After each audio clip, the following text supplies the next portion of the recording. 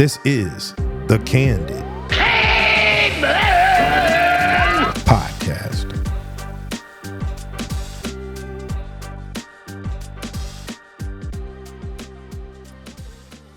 Welcome back to the podcast, and thanks for tuning in. This one's got me really angry, and I mean really angry. We're talking about black people's racist reaction to Shedeur Sanders' NFL draft slide and how it proves that the African-American community is just beyond help. I'm going to be really honest to start this one off. I have just about had it with the black community. Seriously. My podcast title is not clickbait or meant to be controversial in any way, shape, or form. African Americans are probably the angriest, most racist, and least accountable race walking this earth. Yet we want everyone to believe the complete opposite.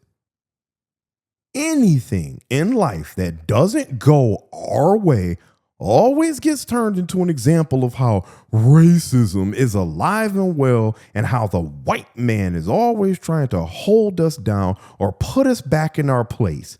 Facts be damned. It's getting to the point now where I'm ashamed of being black because people are going to look at me in the exact same way as they do most of these other goofs in the black community. Black people refuse to use any kind of critical thinking and instead operate under some kind of idiotic black code where the main rule is that you're never wrong. Like ever. Show me a black person that actually takes accountability for something. And I'd also demand you show me a DNA test proving that they're actually black because I haven't seen it yet. I recently did a podcast and went on record as stating that yes, racism in America is still alive and well, and it just happens differently than it used to. So contrary to what the Negro Collective will ultimately say about me, I'm not proclaiming that all white people are just swell, because that's obviously not true. Black people are at the point now where we're beyond help. And as much as the black community wants to act all big and bad and like we don't need the white man for anything, that's a bunch of complete BS. We can't even think for ourselves, fix our own damn communities, stop unaliving each other, or remain civil with each other when we disagree on something. And this podcast will be a great example of that last statement. I and others just like me will get called Uncle Toms, house Negroes, sellouts, and essentially have our black cards taken away from us because we refuse to blindly follow along with how the rest of the black community tells us to think and act. I'm just sick of it. And I can absolutely care less if I get kicked out the black club. None of y'all have ever done a damn thing for me anyway, so it's not like it hurts. And I won't be missing very much. So, adios. So let me move forward and address how Shedeur Sanders fits into all of this. For those of you who don't know, Shedeur Sanders is a former quarterback of the Colorado Buffaloes college football team and the son of NFL Hall of Fame cornerback Deion Sanders, who many believe is the best cornerback of all time. And even though I don't care for Deion Sanders at all personally, it is pretty hard to argue against that statement. He probably is the best cornerback of all time. As I've stated in my previous podcast, I'm not going to be the kind of content creator who gets messy, starts calling out people, and gets all up into their personal lives, because that's just not my thing. I will say that Deion and both his sons, Shedeur and Shiloh Sanders, constantly preach about God and how Christian they are. But from what's readily available by doing a quick internet search about Deion and Shiloh specifically, you can easily see that they're, surprisingly, not living anywhere near the awesome Christian godly life they proclaim to be. And I'm just going to leave it at that. All the things that I'm going to say about Shedeur Sanders specifically were all done in the public eye or made public. So that's the stuff that I'm going to stick to for this podcast. Anyway, Shedeur Sanders was predicted by most NFL analysts to be the second quarterback selected in the 2025 NFL Draft. And according to some of these analysts, he had a 92% chance to be selected in the first round. Well, things didn't quite happen that way at all. In one of the most curiously shocking draft slides of all time, Shedeur Sanders ended up falling all the way to the 5th round of the 7th-round draft, where he was selected by the Cleveland Browns. Many people were shocked and stunned by this fall, especially most of the idiot lemmings in the black community. But before I address the downright buffoonish and racist reactions from some of my soon-to-be former black brothers and sisters, I want to add just a wee bit of two very minor important things we call context and facts to this conversation, just so that we're all on the same page. Shedeur Sanders' overall record in 2 years as the starting quarterback at Colorado was 13-12. And he amassed that extremely average record while playing in the Big 12, which is considered the weakest of the Power 5 conferences. And for those who don't know what Power 5 is, just substitute the word big time or major for Power 5 instead. So even though he was playing in the worst conference in the Power 5, he was still only able to amass an incredible record of 13-12. Now, being fair, of course, football is a team sport, so not all of those losses are on him. But the nature of playing the quarterback position is that when you win, you get all the glory. But when you lose, you take all of the blame. And that goes for everyone, white, black, green, yellow, or gold. Next point. Despite playing in the weakest Power 5 conference like I just mentioned, Shedeur Sanders only had a whopping 1-7 record against winning teams. Nope, I didn't stutter. And even though he did put up really good numbers in most of those games, he only won 1 game and lost 7 against teams with winning records. That's a fact, not an opinion. And if we look at the final game of Shedeur Sanders' career, which was the Alamo Bowl against an 11-2 BYU team, Colorado got the absolute brakes beaten off of them by a final score of 36-14 in a game that I promise you was not even that close. In said game, Shedeur Sanders was 16 for 23 for 208 yards with 2 touchdowns and 2 interceptions against a team who routinely has recruiting classes that rank in the 60s and 70s. Sanders and Colorado also got the brakes beaten off of them at the beginning of the season, 28-10 by a Nebraska team in the Big Ten that ended up finishing 7-6 on the season. And again, that game was not as close as the score indicates. Combine all of these facts that I just stated together, and some NFL scouts were beginning to rightly question whether or not Shedeur Sanders has what it takes to not even win big games, but just to be competitive in them. But of course, all the black fanboys and fangirls out there don't like hardcore facts. So I'll just move on from this. Shedeur Sanders was viewed by most scouts as not really possessing any elite level traits, or even having one elite level NFL trait. His arm was viewed as being slightly above average. His escapability was somewhat below average. His accuracy was pretty good, but that also came to the detriment of him extending plays for way too long and getting sacked too much in order to increase said accuracy.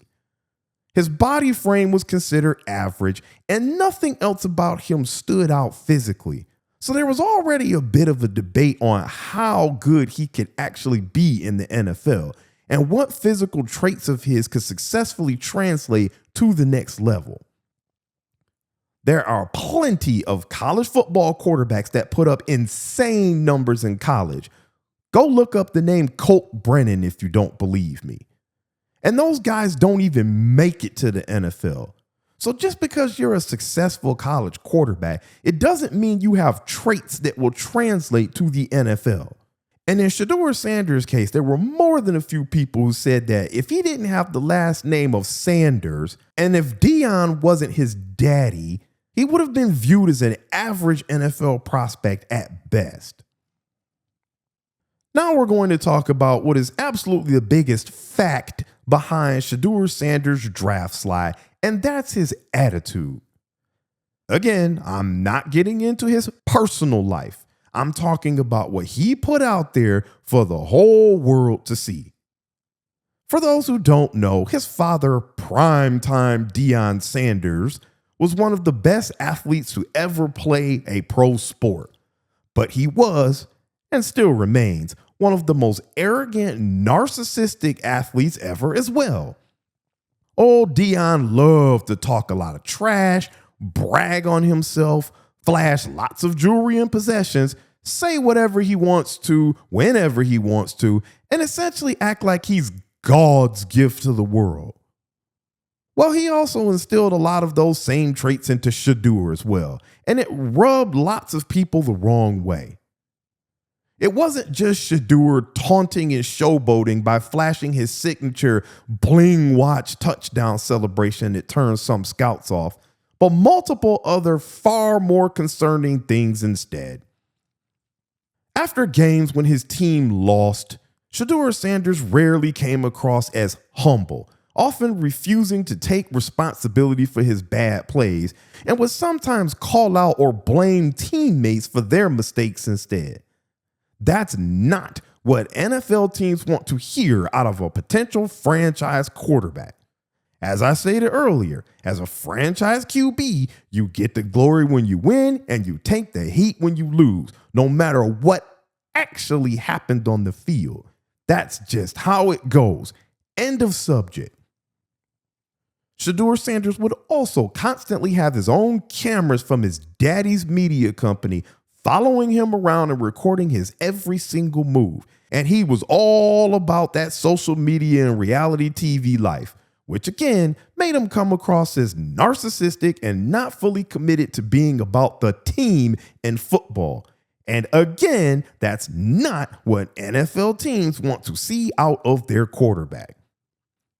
It gets even worse.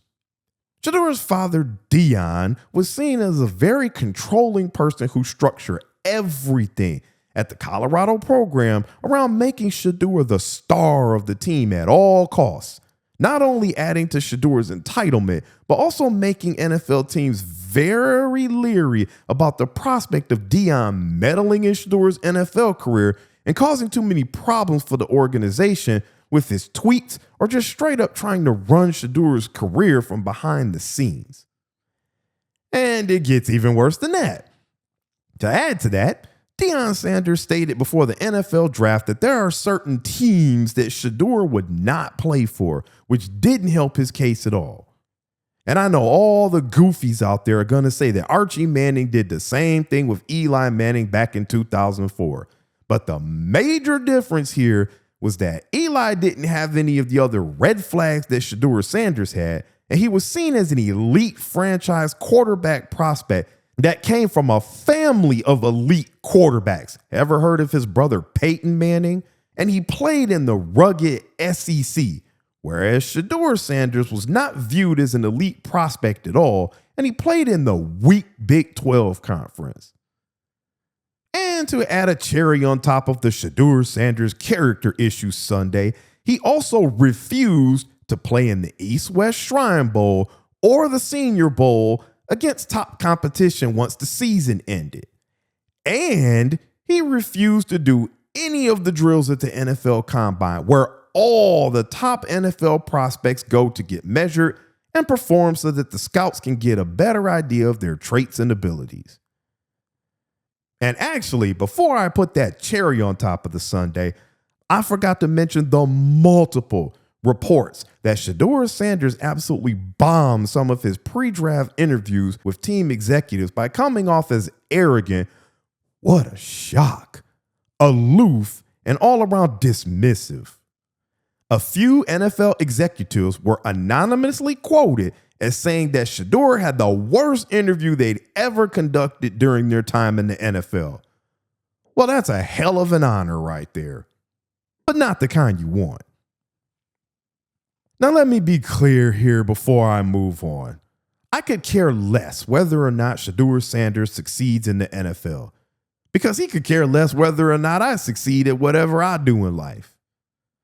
Again, this is not a podcast about bashing Shedeur Sanders. This is about me listing out facts on an extremely hot button topic to clap back at all the ignorant and foolish black folks out there race baiting because something didn't go their way. Shedeur Sanders will succeed or fail in the NFL based on his actions and ability. So my hope for him is the same for anyone else walking the planet. He's going to get out of his career and life exactly what he puts into it. Nothing more, nothing less. I only wish bad things on bad people, but for everyone else, I'm 100% agnostic. And just to add a little note here, being honest, I don't think Shedeur Sanders is a bad person from what I've seen. Getting back on topic, despite all the facts that I just listed, when Shedeur Sanders finally got drafted in the 5th round, black folks went all black folks and started throwing their greasy buckets of fried chicken and half-eaten pieces of watermelon at their TV screens in anger, and then took to the internets, yes, that's with an S for us black folks, to continue spewing a bunch of racist, ignorant, and flat-out comical opinions, a few of which I'm going to eviscerate right now. So let's start out by addressing the big pink Cadillac sitting squarely in the middle of the room. And it's that Shedeur Sanders slid all the way to the 5th round in the NFL draft because of racism. And I'm going to begin by discussing a horrible term related to slavery that the black community keeps throwing out, which is buck breaking. First off, I just want to highlight how absolutely disgusting, ignorant, and downright shameful the black community is for even using this term in a situation like this.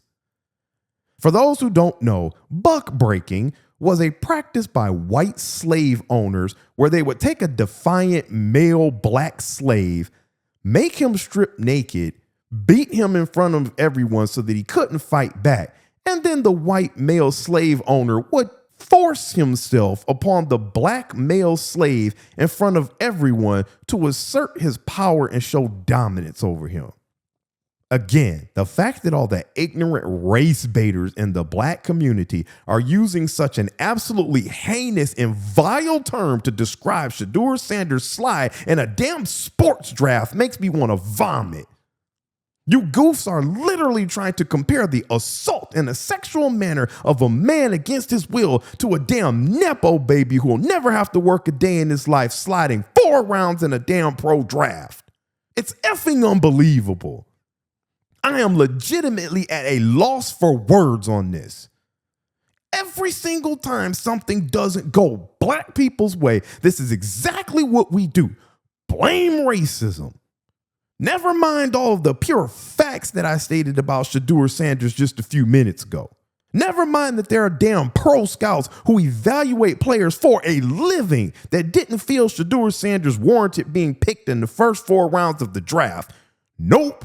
He's a loud, outspoken, flashy, seemingly arrogant black man, and we love that because that's what gets respect in our community. So if you don't pick him where we think he should go, then you're a racist. Again, facts be damned.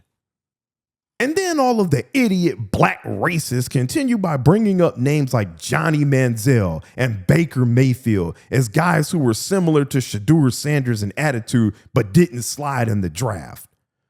Let's be clear here. Both Baker Mayfield and Johnny Manziel got ripped in the media for how they behaved. I remember Baker and the whole flag planting in the middle of the field against Ohio State incident and how a lot of the media people went off on him for doing it and called it Bush League. And Johnny Manziel was constantly ripped for rubbing his fingers together and making a money symbol after every touchdown. And he did slip down in the draft to number 22 overall. And although that wasn't nearly the kind of slide that Shedeur Sanders had in the draft, it was still a slide. And for the record, while Baker Mayfield is now a franchise quarterback for the Tampa Bay Buccaneers, Johnny Manziel lasted all of 2 years in the NFL before they booted his ass out because he couldn't keep his ish together.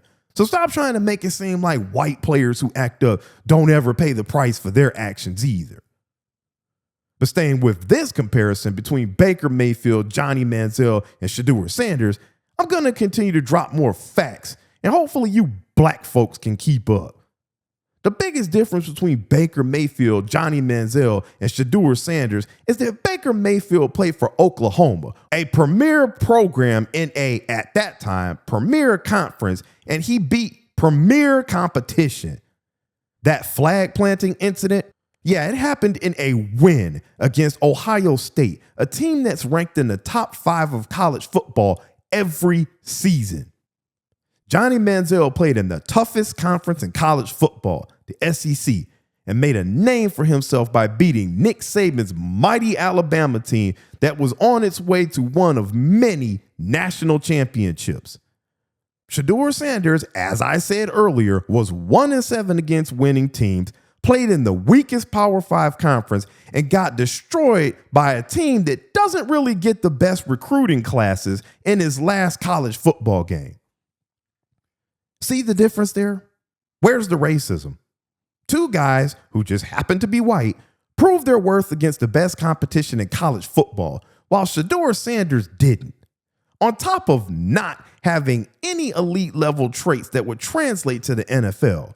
But nope, the NFL is racist, even though the first pick in the 2025 NFL draft was a black quarterback named Cam Ward who played for Miami.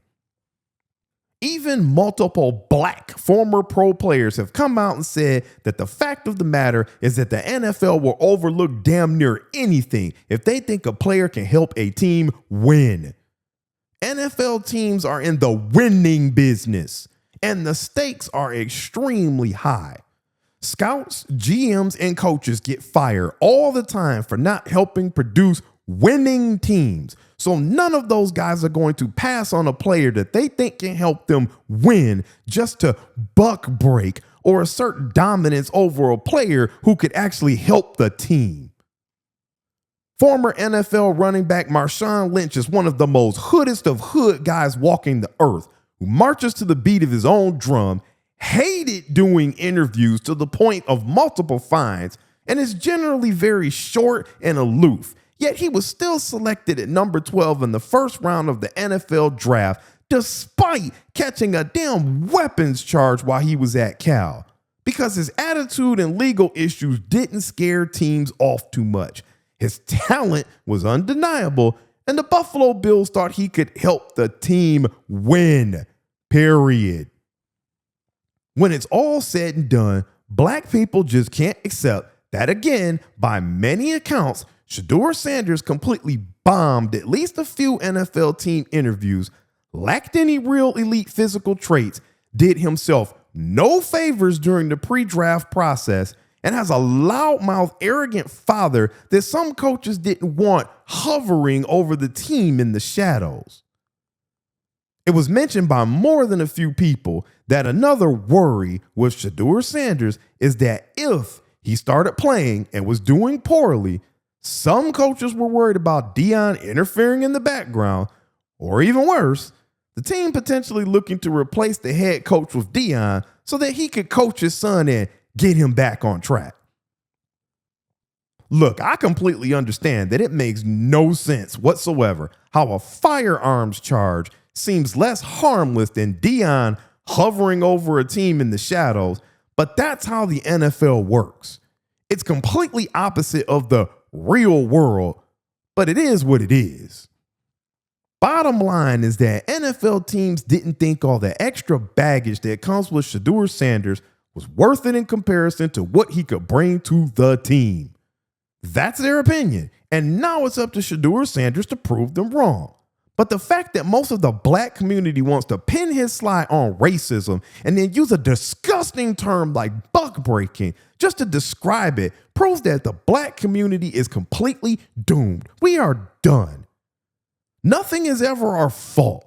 And anytime something doesn't go our way, we pull the race card because most black people lack emotional intelligence and critical thinking ability. And we just want everything to be handed to us because we still think we're owed something that we're never going to get. And that last statement actually helps me transition nicely to my next gripe with the black community. And that's the completely incorrect use of the word hating. And it's another thing about the black community that makes me sick to my stomach. People hating on Shedeur Sanders was something else that black folks have been throwing around for why he fell in the draft. It's very similar to the racism BS, and that people believe that the NFL was hating on Shedeur Sanders because he was a strong, confident, flashy black man, and that people just couldn't handle that. Black folks, from a former member of your group to you current members, do me this one favor. Please shut up. Please. I'm asking nicely. Just shut up. Once again, this is yet another example of black people always wanting things to go their way or it's a problem. Let me be as clear as I possibly can with this point. Shedeur Sanders or any other person walking God's green earth is free to act however the hell they want to, talk however they want to, dress however they want to, etc., etc. That is your right. Even though I'm absolutely against this, you can even worship the damn devil if that's what you choose to do. It's your freedom. If you're living in the US, your mileage may vary at other places. But my point is that nobody can stop you from being how you want to be. But with that being said, that does not mean that everyone has to agree with or accept the way you choose to live your life. And that's not being a damn hater. It's called having an opinion. Being a hater would be someone being jealous of Shedeur Sanders having a pretty girlfriend, going up to her and then lying on him by saying he cheated on her. That's being a hater. And I'm 100% against that garbage. Being a hater is Atlanta Falcons defensive coordinator Jeff Ulbricht's son, who prank called Shedeur Sanders on draft night and told him he was being drafted when he really wasn't. That's what weak ass haters do. And I don't support that kind of BS. But even with all that being said, a person, or a team for that matter, looking at how Shedeur Sanders or anyone else represents themselves and deciding that's not the kind of person they want to engage with is not a hater. And I'm tired of hearing that BS. You want to be able to have the freedom to carry yourself in a certain way, but I can't have the freedom to not like it or agree with it. Especially if you come across as arrogant, flashy, cocky, and lacking in accountability. The same way you have the right to be how you want to is the same way I have the right to not like it. This is such a major problem in the black community, mostly due to all the damn rappers and athletes out there behaving like buffoonish circus clowns and then telling people, y'all don't like me, man, you just a hater. And as usual, ignorant black people have adopted that attitude as a way to excuse their ghetto behavior when other people call it out or refuse to accept it. It's awful funny how all the racist black people are so quick to start throwing out slurs at white people spelled W-Y-T-E or W-H-Y-T-E online apparently. And the sad part is that's probably how most black people think it's spelled. But anyway, black people do this kind of thing when white people simply offer a different perspective on matters like Shedeur Sanders' situation. But that's not hating at all. No, no, no. It's completely fine. But disagree with anything a Negro says or does, even if it's idiotic and stupid, and you're a hater. Don't you just love double standards? At what point does this stop? The answer is never, because most African Americans are idiots. And as much as they claim to hate doing what they're told to by the white man, they sure are good at it when black rappers and entertainers tell them what to do. News flash to all the black activists out there. We're no longer slaves to the white man. We're slaves to our own culture. This actually reminds me of something else related to this hating topic that continues to doom us black folks. And that's blindly following people you don't even know, particularly celebrities. As the online debates raged on as to why Shedeur Sanders was tumbling in the draft, I noticed an all too common theme, particularly from uninformed black women, and that was not only calling people haters, but blindly defending Shedeur Sanders by saying that he's a good Christian man and that he's just confident, but actually really nice and sweet. Or that people are just jealous that Dion is a pure man of God. And that people are just upset because a black man is in his children's lives raising nice, humble young men. And because of that, people just want to tear them all down. Okay, thanks for that info. My question is, how the hell do you even know any of that? You don't know any of the Sanders family personally, nor do you interact with them on a daily basis. So how do you know? 99.9999999% of the people walking this earth have never even met the Sanders family. So what are you basing your BS opinions off of? All the things I've said in this podcast are based on facts and things the Sanders family presented to us in public. So that's what I'm basing my statements on. As I said earlier, there are some private things about Dion and Shiloh specifically that are public, but I'm not going to go down that road because that's just not how I operate. But this blind defending in the black community really makes me mad, especially when it comes to black women, because they know nothing about the reports that came out about Shedeur's bombed interviews. They know nothing about him not having any elite NFL traits. They know nothing about him playing in a weak Big 12 conference and having a 1-7 record against winning teams. All they know is that a black man is being attacked and apparently buck broken. So now they must spring into action to defend the character of a person they've never even met. It absolutely sickens me. But black people behave just like the Mandalorians in Star Wars do. This is the way. You're literally making assumptions based on some damn scripted YouTube reality show clips or what you think these people might be in real life without ever having interacted with them at all. And you're going completely against what NFL people who have actually closely studied and interacted with Shedeur Sanders have said. The reason why most black people continue to look like asses every day is because we love to assume. You don't know a damn thing about all these rappers and athletes that you worship, yet you continue to argue on Facebook and act like ghetto racist idiots, all in the name of defending someone who doesn't give one bit of a damn about you and wouldn't do that for you in return. I would say it surprises me, but I'd be a liar if I did. I'm going to move on to my final point because my blood pressure is probably through the roof right now. I've briefly talked about this in other podcasts, but this Shedeur Sanders situation brought up yet another subject that is dooming black people, and that is Negro Christianity, which apparently also supports racism. This one is especially funny to me because polarizing topics and situations always seem to bring out the heavyset black fake Christian women online whose Facebook name is always something like Shaquita, servant of the Most High Jenkins, or Latrice loves God Wilson. And they immediately start spewing racism and negativity, just like loyal servants of the Lord are supposed to.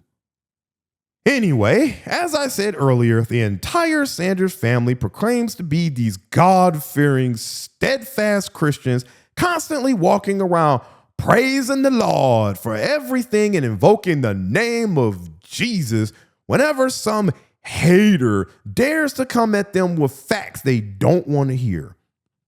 I've long since said that, in my opinion, Deion Sanders is one of the biggest charlatans walking this earth. And that's why black people love him.